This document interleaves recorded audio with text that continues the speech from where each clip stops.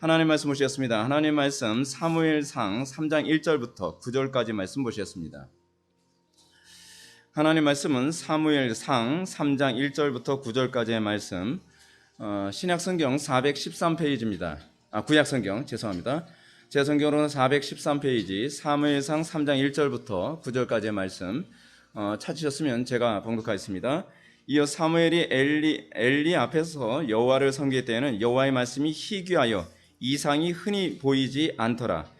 엘리의 눈이 점점 어두워가서 잘 보지 못하는 그때에 그가 자기 처소에 누웠고 하나님의 등불은 아직 꺼지지 아니하였으며 사무엘은 하나님의 궤에 있는 여호와의 전 안에 누웠더니 여호와께서 사무엘을 부르시는지라.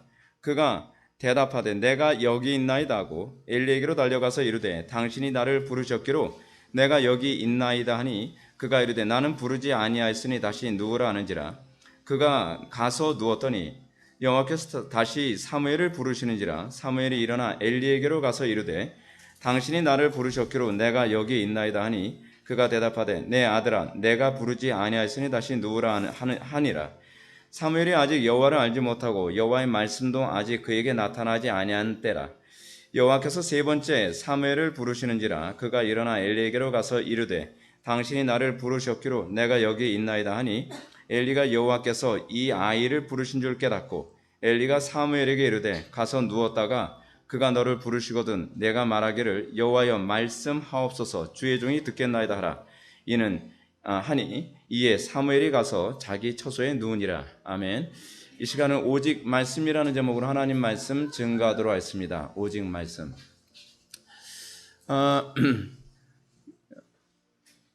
사무엘이 태어날 즈음에 그 시대를 우리는 사사기라고 얘기합니다. 그러니까 사사기 시대가 얼마나 암울했던 시대인지는 사사기의 내용을 우리가 보면은 잘 알 수가 있습니다. 사사기 시대의 암울함은 아주 극도의 상태입니다. 어느 정도로 암울했냐고요? 그냥 우리나라 같았습니다. 그리고 18세기의 영국과 같았습니다. 더 이상 소생할 가능성이 없고 더 이상 소망이 없어 보이는 시대가 바로 사사기의 시대였습니다. 사사기 시대의 가장 타락상을 잘 보여주는 사건이 사사기 17장부터 나오는 소위 레위인이라고 하게 되면 어떤 사람들이죠? 성전의 봉사자들 아닙니까? 성전 봉사자들의 타락이 얼마나 음란했고 얼마나 극심했는지를 이 사사기가 잘 표현해주고 있습니다. 레위인을 통해서 그 얘기를 해주고 있는 것은 레위인이 그 당시에 가장 건전해야 되고 가장 정결해야 되며 가장 거룩해야 되는 사람임에도 불구하고 그들이 이 정도 타락했다면 일반 사람들은 어느 정도 타락했겠는가라고 하는 상상력을 우리들에게 불러일으키게 됩니다. 그 사사기 시대에 이제 거의 마지막 사사라고 할 수 있는 사람이 누구냐면 사실은 사무엘이죠. 그렇죠? 사무엘이 이제 나타나기 전입니다. 사무엘이 나타나기 이전의 사사가 누구였냐면 엘리라고 할 수 있습니다. 엘리는 제사장이면서 동시에 사사였습니다. 근데 엘리가 어느 정도로 영적으로 이제 어두운 상태였는가, 엘리가 얼마나 영적으로 타락한 상태였는가라고 하는 것을 오늘 본문에서는 아주 문학적으로 탁월한 표현을 통해서 우리들에게 얘기해주고 있습니다. 3장 1절에 보면 이에 사무엘이 엘리 앞에서 여호와를 섬길 때에는 여호와의 말씀이 희귀하여 이상이 흔히 보이지 않았더라. 여러분, 타락한 시대의 전형적인 특징이 무엇인지 아십니까? 여호와의 말씀이 희귀해지는 것입니다. 여호와의 말씀이 희귀하다라고 하는 이 말은 어떤 개념이냐면 설교를 듣기 힘들었다라는 개념이 아닙니다. 그냥 하나님의 말씀이 수도 없이 선포되어지는데 그 선포되어지는 하나님의 말씀 가운데에 정말 하나님의 신이 임한 하나님의 말씀을 접하기가 힘들었다는 얘기입니다. 그래서 이걸 뭐로 표현합니까? 이상이 흔히 보이지 않았더라 라고 하는 얘기로 첨언해서 우리들에게 얘기해주고 있습니다. 하나님의 말씀이라고 얘기한다면 이걸 우린 다른 말로 뭐라고 얘기하냐면 계시라고 얘기합니다. 여러분, 우리는 이렇게 생각을 합니다. 특히 오늘날 우리나라 안에서는 소위 70년대 80년대 들어오면서 은사운동, 신비주의운동, 어떤 카리스마틱 운동 같은 것이 한국 사회를 뒤덮으면서 우리는 뭐가 은혜 받은 것이고 무엇이 성령 충만인가라고 했을 때에 마치 능력을 행하고 병 고치고 어떤 신적인 힘을 우리가 공급받게 되면 그것이 성령 충만한 거라고 생각을 했습니다. 그런데 여러분, 참된 신앙의 기본 부분이 무엇이냐? 물론 우리는 성령이 충만했을 때 그런 부분이 나타납니다. 나타나지 않는다고 제가 부인하고자 하는 것은 아닙니다. 그런데 이것이 나타나는 것이 전부라고 생각하는 것이 위험하다는 것이죠. 하나님의 은혜가 우리에게 임할 때 가장 첫 번째 나타나는 것이 뭐냐면 말씀이 임하는 겁니다. 여러분, 우리는요, 이 말씀이 얼마나 위력적인지 우리는 잘 모릅니다. 특히 우리 개혁파 교회 안에서 나타나고 있는 가장 심각한 문제가 무엇이냐면 말씀을 증거하는데 말씀이 여러분 이사야서에서 뭐라고 하죠? 하나님의 말씀이 불같지 아니하더냐, 하나님의 말씀이 깨부수는 쇠방망이와 같지 않더냐라고 하는 이 말씀의 이 성격을 잘 이해를 못하는 것 같습니다. 하나님의 말씀을 논리적이고 신학적으로 탁월하게 교리를 전달하는 것까지는 가능한데 그것이 정말 불같고 그것이 쇠방망이와 같아서 나의 삶을 변화시키고 사회를 변화시키고 가정을 완전히 변화시키는 그 능력 있는 말씀이라는 것에 대한 인식이 너무나 빈약한 가운데 있습니다. 하나님께서 태초에 천지를 창조하셨습니다. 근데 무엇으로 창조하셨다고 말씀하십니까? 말씀으로 창조하셨다고 얘기합니다. 말씀이 위대한 겁니다.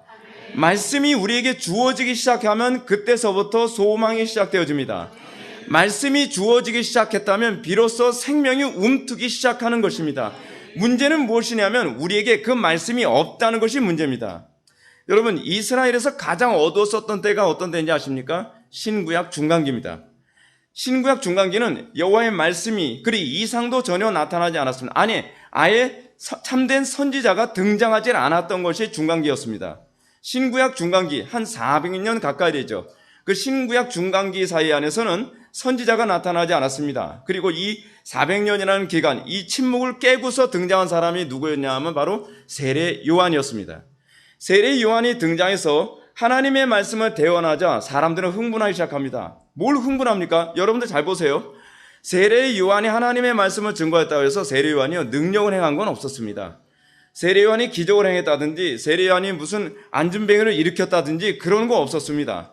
근데 왜 이스라엘 백성들이 그렇게 흥분하죠? 왜 유대인들이 그토록 흥분하고 놀라워하죠? 그거는 유대인들이 가지고 있는 신학적 관점 때문에 그렇습니다. 하나님의 말씀이 주어지기 시작했다는 것은 하나님께서 드디어 이스라엘 백성들을 돌아보기 시작했다는 것을 의미하는 거예요.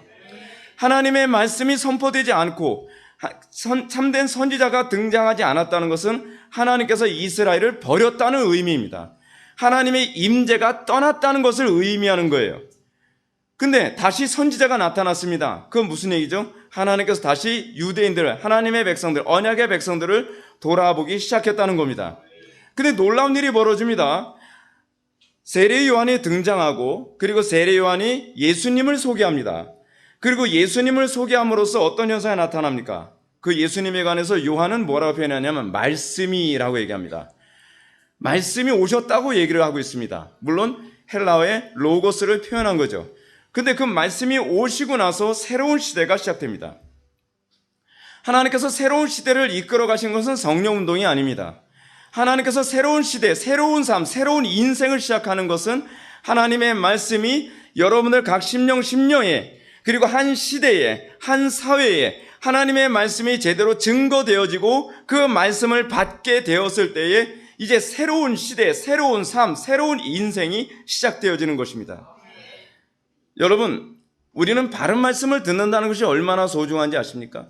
그리고 우리는 하나님의 말씀이 쇠방망이와 같고 하나님의 말씀이 불같이 임하여서 우리의 심령을 깨뜨리는 시대가 도래한다는 것이 얼마나 위대한 시대인지 여러분 알고 계십니까? 제가 지난 주일 낮예배 때도 부흥에 관해서 말씀드렸습니다. 18세기 영국은 아주 최악이었습니다. 18세기 영국은 아무도 소망이 있다고 볼 수가 없는 그런 어둠의 극치의 상태였습니다. 수많은 역사가들은 그렇게 얘기합니다. 만약에 18세기에 부흥이 일어나지 않았다고 한다면 영국은 프랑스 혁명의 그 피의 혁명이 거기서도 시작됐을 것이다. 그 정도로 영국은 아주 극도로 어두운 시대였습니다. 그런데 여호와 하나님께서 조지 필드와 요한 웨슬리를 통해서 하나님의 말씀을 이 영국 사람들에게 주시기 시작하셨습니다. 그리고 그 말씀을 받은 사람마다 변화되기 시작합니다. 그 말씀이 역사하자 영국이 변화되기 시작을 합니다. 말씀이 임한다는 것은 그토록 중요한 겁니다.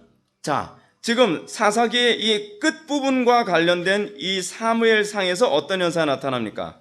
여호와의 말씀이 희귀하여 이상이 흔히 보이지 않던 시대라고 서두를 그렇게 장식하고 있습니다. 근데 흥미로운 게 뭐냐면 3절에서 이렇게 얘기합니다. 하나님의 등불은 꺼지지 아니하였으며 라고 얘기합니다. 하나님께서 이스라엘을 버리지 아니하셨다는 겁니다. 이스라엘의 소망이 끊어지지 않았다는 겁니다. 은혜의 불이 아직 꺼지지 않았다고 얘기합니다. 그래서 그것이 하나님의 불이 꺼지지 않았다는 것은 뭐로 표현하느냐? 사무엘은 하나님의 궤에 있는 여호와의 전 안에 누웠더니 라고 얘기합니다. 여호와를 경외하고 그리고 여호와의 궤, 하나님의 언약의 궤 앞에 누워있는 한 존재로부터 이제 그 어두운 시대가 다시 밝게 도래하기 시작하고 있다는 것을 사사기 기자는 우리들에게 얘기해 주고 있습니다. 그리고 하나님께서는 한 소년을 택하셔서 그에게 여호와의 말씀을 주시기 시작하십니다. 하나님께서 이 사무엘에게 하나님의 말씀을 주십니다. 하나님의 말씀을 주셨다는 것은 무슨 얘기입니까? 하나님께서 드디어 당신의 택한 백성들을 돌아보기 시작했다는 것입니다. 하나님께서 드디어 얼굴을 이스라엘에게 돌리기 시작했다는 것입니다. 여러분, 저주 중에 제일 큰 저주가 무엇인지 아십니까? 하나님의 말씀이 들리지 않는 겁니다. 하나님의 말씀이 마음에 새겨지지 않는 겁니다. 하나님의 말씀이 선포되지만 그 자리에 가기 싫은 것입니다. 우리는 어디서부터 새로운 인생이 시작될까요?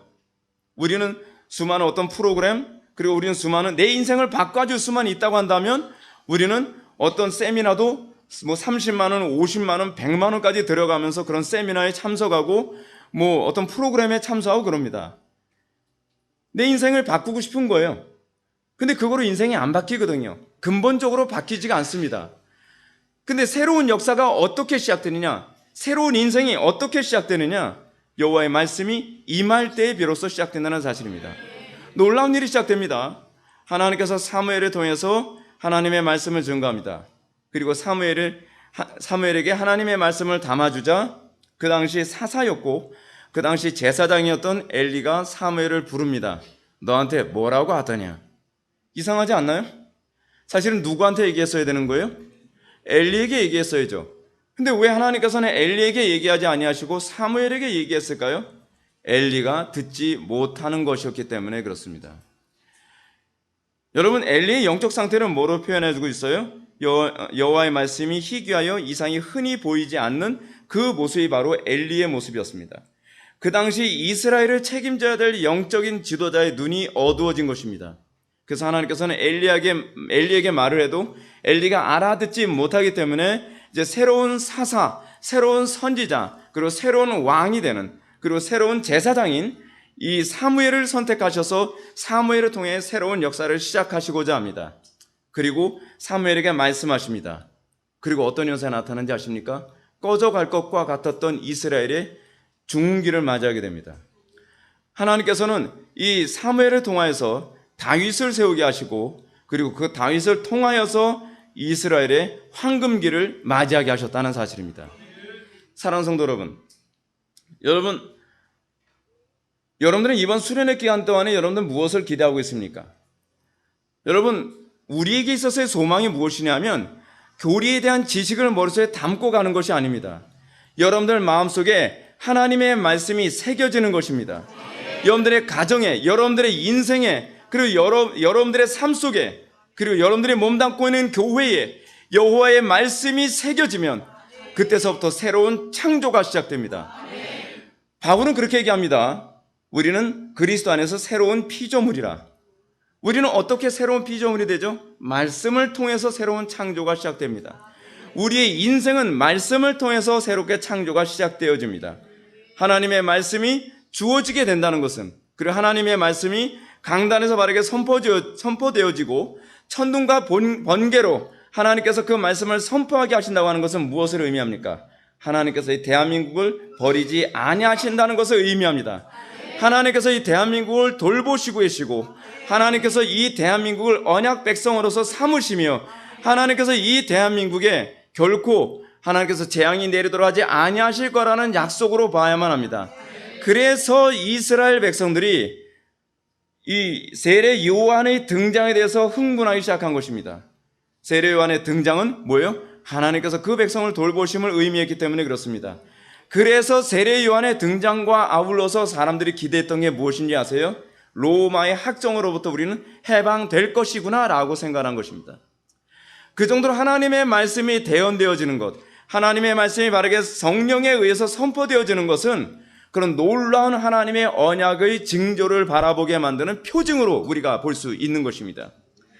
사랑하는 성도 여러분, 이번 수련의 기간 동안에 여러분 정말 하나님의 말씀이 내 머리가 아니라 내 마음에 새겨지기를 소망하시기 바랍니다. 여러분, 우리는 예레미야서에서 하나님의 말씀이 더 이상 돌비에 새기지 아니하고 너희들의 마음비에 새기겠다라고 하는 그 약속을 기억합니다. 하나님의 말씀은 머리에 새기는 것이 아닙니다. 하나님의 말씀은 우리의 본성에 새기는 것이고 우리의 마음에 새기는 것입니다. 하나님의 언약이, 하나님의 말씀이 여러분들 본성에 새겨지면 그때서부터 여러분들의 삶은 새로운 창조가 시작될 것입니다. 이번 수련의 기간 동안에 여러분들에게 놀라운 이 은혜의 역사가 나타나기를 주님의 이름으로 축원합니다. 다 같이 기도하시겠습니다. 사랑이 많으신 하나님, 이번 수련을 통해서 우리가 주의 말씀을 받기를 원합니다. 이 말씀을 통해서 우리가 새로운 피조물이 되기를 원합니다. 이 말씀을 통해서 나의 삶이 새롭게 시작되길 원합니다. 우리 가정이 새롭게 되기를 원합니다. 이 한국 사회와 한국 교회와 이 나라, 이 민족이 새롭게 창조되기를 원합니다. 우리를 돌아보아 주시옵고 하나님께서 이 땅에 부흥을 허락하여 주옵소서. 예수님의 거룩하신 이름으로 기도드립나이다. 아멘.